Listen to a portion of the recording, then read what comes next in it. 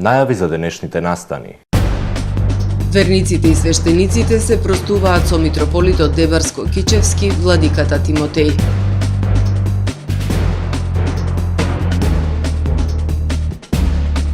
Од Завод и музеј Охрид сметаат дека на установата треба да ѝ се дадат поголеми ингеренции.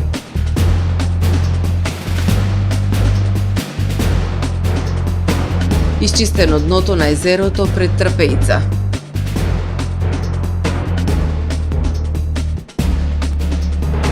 Засилени контроли на патарините, казни од по 200 евра за неплаќачите.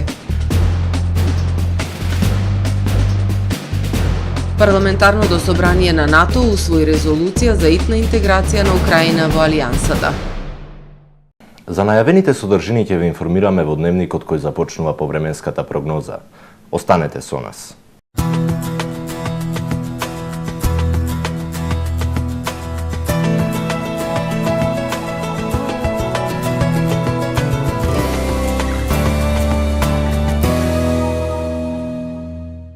Во Охрид денес имавме претежно сончево и релативно топло време за овој период од годината со максимални 10 степени Целзиусови. Утре над Северно море ќе се наоѓа центар на широко поле на низок воздушен притисок кој што во западна, северозападна и северна Европа, како и на британските острови ќе услови умерено облачно и нестабилно време со врнежи од дожд кои што ќе бидат проследени со засилен ветер. Во областа на Алпите со врнежи од снег. Во останатите делови од Европа утре ќе превладува стабилно време со локална облачност. На Балканскиот полуостров утре ќе превладува претежно сончево време со појава на локална облачност. Ќе биде ветровито и топло. Во северните делови ќе превладува нестабилно време со врнежи од дожд. Максималните дневни температури ќе се движат во интервал од 8 до 18 степени. Во Македонија во среда студено и понекаде магловито утро со појава на слаба магла по котлините. Во текот на денот ќе превладува претежно сончево и топло време со појава на локална облачност. Минималните температури ќе бележат благ пораст и ќе се движат во интервал од -5 до 3 степени, додека пак максималните дневни температури во Македонија утре ќе достигнат до 9, односно до 17 степени. Во Охрид во четврток ќе превладува претежно сончево и топло време со појава на локална облачност. Минималната температура 0 степени, додека пак дневната ќе достигне до 11 степени. Во Охрид во четврток во утринските часови ќе има појава на магла. Во текот на денот ќе превладува умерено облачно време со повремени сончеви периоди и температура до 12 степени. Во петок облачно и нестабилно време со врнежи од дожд. Минималната температура од 2 степени, додека пак дневната до 7 степени. Во вечерните часови во текот на ноќта врнежите ќе бидат од снег. Во сабота облачно време со пообилни врнежи од снег, ќе биде ветровито и студено. Минималната температура од 1 степен, додека пак дневната ќе се искачи до 4 степен Целзиусов.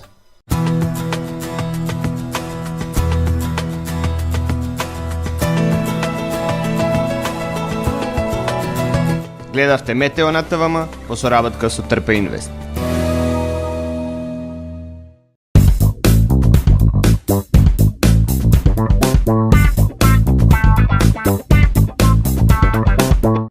Добре дојдовте во светот на Кармен Бау Центар.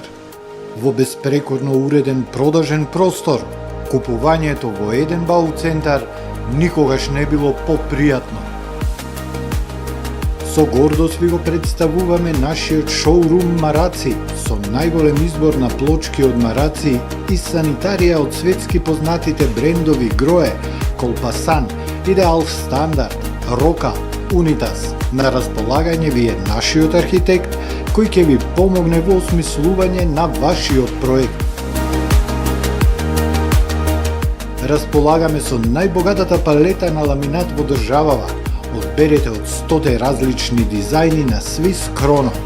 Покрај стандардниот избор на фасадните системи Knauf и Бекамент, ви нудиме богат избор на професионален алат на реномираните производители Bosch и DeWalt.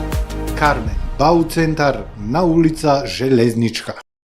Тамаро е 25 години охридски водички лидер и препознатлив бренд. Обуките од менаџерскиот тим се доказ за максимална посветеност кон вработените. Тамаро Холдингот се грижи за организацијата и на време од пренесените информации кои отсликуваат тимската работа. Секој успех на вработениот е успех и на компанијата. Маркетите располагаат со производи со висок квалитет од секакви брендови по одлични цени. Вкусните печива од Ана Бела пекарата се веќе омилен појадок на многу потрошувачи во Охрид. Ана Бела кујната услужува голем број на потрошувачи и компании.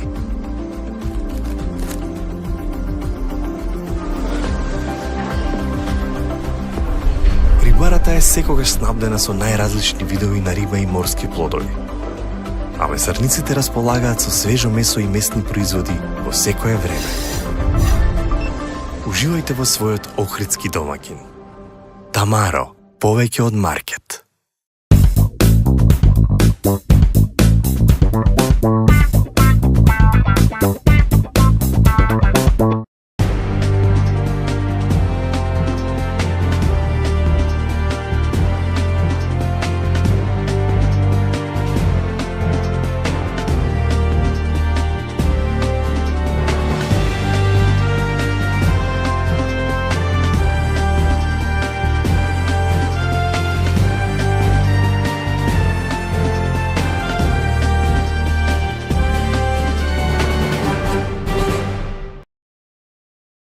Прво издание на Дневникот на ТМ.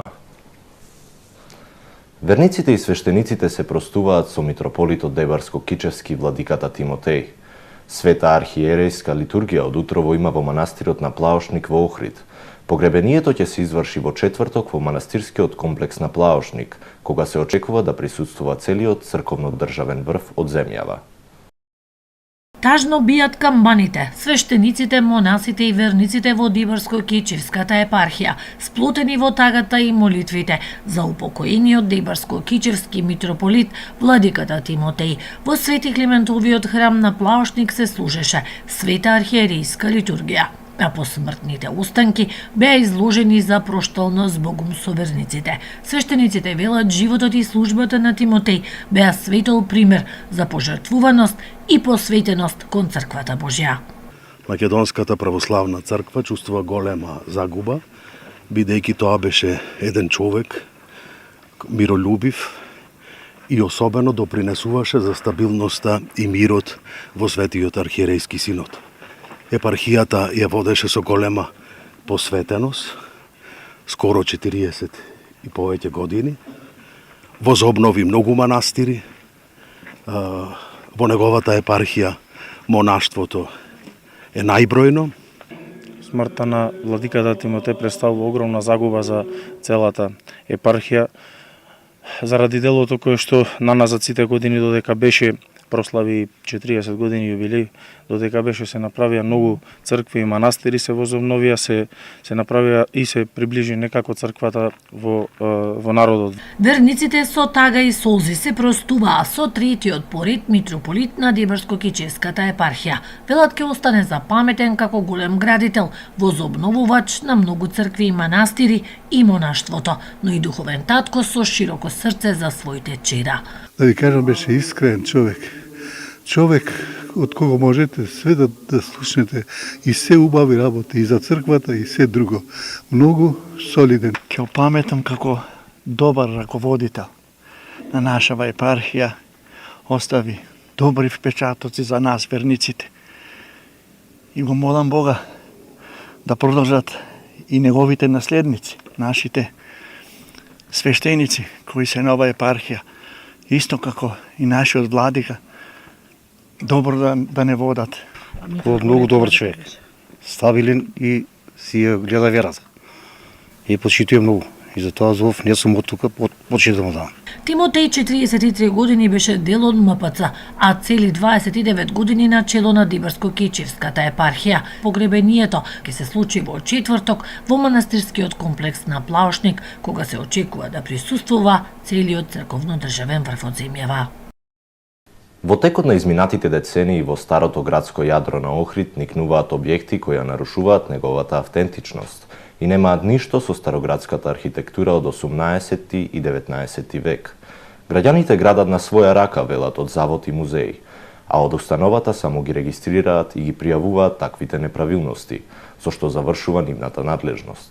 Сметаат дека треба да им се дадат поголеми ингеренции во однос на понатамошните постапки.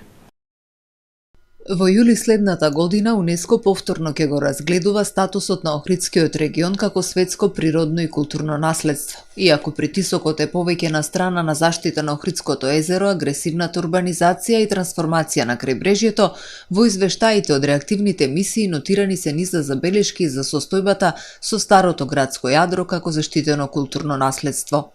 Има проблеми, луѓето градат најчесто на своја рака, без консултации со заводот и музеј Охрид, ево јас ги повикувам нека доаѓаат на консултации. Според законот за заштита на културно наследство, во секој проект кој се однесува на некаква измена, реконструкција на објекти во старото градско јадро, треба да се консултира и овластен конзерватор. Тука се тие да дадат совети на проектантите како да се одвива проектната фаза на проектирање. Стар град како една урбана целина е една од најстарите во Европа според богатото археолошко наследство, староградската архитектура од 18 и 19 век и објекти градени помеѓу двете светски војни кои се ставени под заштита е еден од критериумите според кои природното и културното наследство на Охридскиот регион се под заштита на УНЕСКО. Охридската куќа е карактеристична по своите историско-уметнички вредности со модуларни пропорции единствени на Балканот и белези кои мора да се зачуваат. Многу едноставно. Охрид, според законот за заштита, има неколку критериуми важни кои треба да ги следат граѓаните, односно собствениците на објекти во градот. Тоа е приземјето да биде од клесан сив камен, катовите се бело обоени со дрвени кафјави опшиви, дрвени кафјави прозори и врати и на крај завршува со кров од црвена керамида. Многу едноставно, ако се придржуваат сите по тие критериуми, Охрид ќе си го зачуваме во таква форма каква што си го сакаме. Но сепак, во стар град години наназад никнуваат градби со несоодветна висина, габарити, фасаден изглед на куќите, под покриви и тераси, гаражи и базени. Од завод и музеј неправилностите ги пријавуваат до инспекцијската служба при управата за заштита на културното наследство, но со тоа велат дека завршува нивната надлежност. Треба да ни се дадат поголеми ингеренции во однос на понатамошните постапки при такви дивоградби. Практично ние во овој момент не знаеме покасно што се случува со тие постапки, од кога ќе пријавиме неправилности. Општината треба да биде вклучена тука исто така во однос на реализација на завршните решенија, дали ќе биде тоа за отстранување, за рушење или некакви измени на тие неправилности.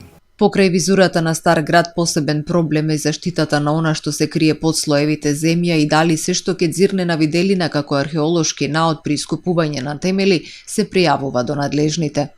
Многу е важно граѓаните да пријавуваат случајни наоди, бидејќи знаеме дека под старото градско јадро на Охрид се наоѓал античкиот Лихнидос и тука имаме градби од тој град од непроценлива вредност. Било што да се најде, нека не се плашат да пријават, затоа што понатака постапката ќе се одвива во прилог на нашето богатство, да го прикажеме, да го презентира.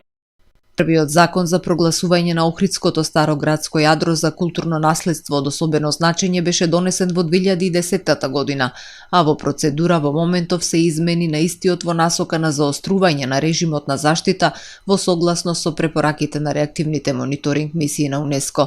До донесување на новите детални урбанистички планови усогласени со режимот на заштита утврдени во измените на законот, не ќе може во старото градско јадро на Охрид да се градат нови објекти до градби и надградби. Со тоа, според законодавецот, ќе се поттикнат надлежните органи да извршат ажурирање на геодетските подлоги за 19 урбани комплекси и да донесат нови детални урбанистички планови во кои ќе бидат вградени заштитно-конзерваторски основи.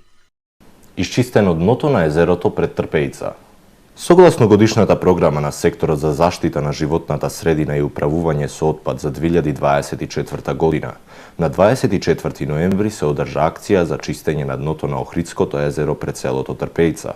Од дното на езерото беше извадена поголема количина на отпад, стари гуми, пластични и стаклени шишиња и покуќнина. Чистењето го реализираше клубот за подводни активности Охрид со асистенција на нуркачкиот клуб Акватек. Целта на акцијата е подигање на јавната свест на населението за заштита на Охридското езеро, информираат од локалната самоуправа. Откриени непријавени 569 производи вредни околу 10.000 евра во царинската испостава Струга, наменети за две фирми од Струга. Царинската управа на Македонија информира дека во текот на изминатата недела мобилни тимови и царински службеници на граничните премини низ државава спречиле обиди за криумчарење на поголема количина облека, цигари, нови екрани за мобилни телефони, но и употребувани хардверски делови. Спречен е и нелегален влез на илегални мигранти од Иран и Сиера Леоне, откриени при контрола на товарни моторни возила пријавени за увозно царинење. 569 разни производи со проценета вредност од вкупно 594,5 денари, кои не биле опфатени со царинските документи, се откриени во два одвоени случаи од страна на мобилни царински тимови, при контрола на стока пријавена за увозно царинење во царинската испостава Струга, наменети за две фирми од Струга. Засилени контроли на патарините, казни од по 200 евра за неплаќачите, информираат од Јавното предпријатие за државни патишта. Јавното предпријатие за државни патишта презема активни мерки за намалување на бројот на возила кои избегнуваат плаќање на патарина и во таа насока, во соработка со Министерството за внатрешни работи и Инспекторатот за транспорт и сообраќај, изминатиот период биле организирани 13 контролни акции. Имено, инспекторите за транспорт со асистенција од Министерството за внатрешни работи спровеле контроли на наплатните станици Гостивар, Тетово, Желино, Петровец, Миладиновци и Отовица, при што били изречени мандатни казни од по 200 евра на сите кои се обиделе да избегнат плаќање на патна такса. Од предпријатието напоменуваат дека и во периодот што следи ќе продолжат со зајакнати контроли на наплатните станици на коридорите 8 и 10. Воедно, Јавното предпријатие за државни патишта бара поголема ангажираност и од страна на стручните служби, поточно од контролорите во контролниот центар за преземање на поактивни мерки за намалување на бројот на возила кои избегнуваат плаќање на патарина, како и процесирање на избегнувањето плаќање преку соодветно фактурирање и достава на фактури за ненаплатена патарина до корисниците на автопатски услуги кои не плаќаат патарина. Приведен прилепчанец кој од домот на Охријанка под закана одзел пари и златни предмети. Утрово во 4 часот и 30 минути во СВР Охрид задржан е 25 годишен прилепчанец, кој претходно во Прилеп бил лишен од слобода од полициски службеници од полициската станица Прилеп, врз основа на распишан локален распис. Тој се сомничи дека на 25 ноември 2024 извршил кривично дело разбојништво во дом во Охрид, каде влегол преку отворен прозорец и со закана со остар предмет од собственичката одзел пари и златни предмети. По целосно документирање на случајот, против него ќе биде поднесена соодветна пријава, информира портпаролот на СВР Охрид Стефан Димовски. Во продолжение да ги погледнеме и вестите од светот.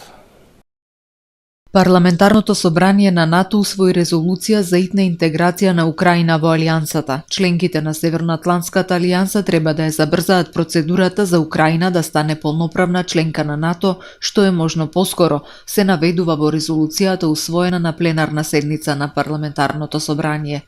Собранието ги повикува владите и парламентите на членките на алијансата да ги интензивираат политичките и практичните напори за Украина да добие покана и да стане 33-та членка на НАТО, што е можно поскоро, се вели во резолуцијата. Во резолуцијата се повикува на зголемување на воената, финансиската и хуманитарната поддршка за Украина, како и на времено снабдување со муниција и современи вооружени системи. Собранието препорачува и заострување на санкциите кон Русија и Северна Кореја и обезбедување на Украина со ракети со среден дострел за одбрана и одвраќање од понатамошна агресија. Оваа година парламентарното собрание на НАТО се одржува во Монтреал, Канада. Германија подготвува список на бункери кои би можеле да обезбедат итно засолниште за цивилите, објави Германското министерство за внатрешни работи. Апликацијата е планирана да им овозможи на граѓаните да најдат засолниште за итни случаи на места како што се подземни железнички станици и паркинзи, јавни и приватни згради, објави Guardian. Ке се состави дигитална листа на бункери и засолништа за итни случаи за луѓето да можат брзо да ги најдат со помош на апликација на својот телефон. Портпаролот на Министерството за внатрешни работи на брифинг со новинарите изјави дека луѓето исто така ќе бидат охрабрени да постават засолништа во своите домови со реновирање на подруми и гаражи. Портпаролот наведува дека составувањето на списокот со бункери ќе потрае бидејќи, како што наведе, станува збор за голем проект во кој се вклучени и Канцеларијата за цивилна заштита и помош при катастрофи и други органи.